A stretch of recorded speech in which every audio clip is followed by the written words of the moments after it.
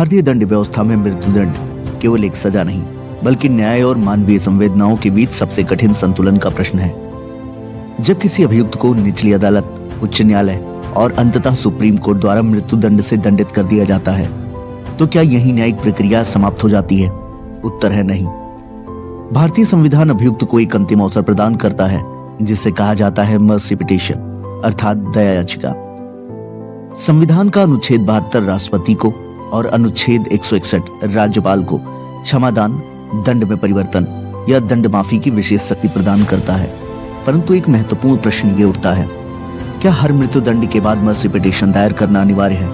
तो विधिक उत्तर है नहीं। मर्सी पिटीशन कोई अनिवार्य कानूनी प्रक्रिया नहीं, बल्कि एक संवैधानिक अधिकार है। बीएनएसएस की धारा 472 यह स्पष्ट करती है कि यदि मृत्युदंड से दंडित अभियुक्त या उसका परिवारजन दया याचिका दायर करना चाहे, तो उसकी प्रक्रिया, समय सीमा और सरकारी दायित्व क्या होगा।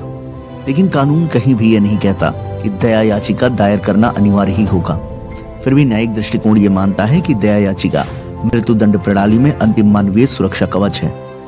ये वो चरण है जहाँ पे न्यायालय नहीं, बल्कि कार्यपालिका कानून से परे मानवीय आधार पर विचार करती है। यदि अभियुक्त स्वेच्छा से मर्सी पिटीशन दायर नहीं करता और सभी न्यायिक उपाय समाप्त हो चुके हों, तो मृत्युदंड का निष्पादन विधिक रूप से वैध माना जा सकता है।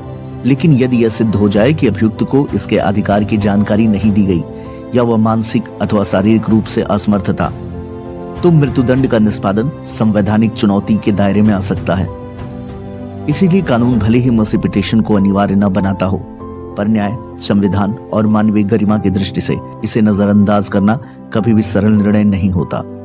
मृत्युदंड के मामले में मर्सी पिटीशन सिर्फ एक याचिका नहीं, यह न्याय और करुणा के बीच अंतिम संवाद है।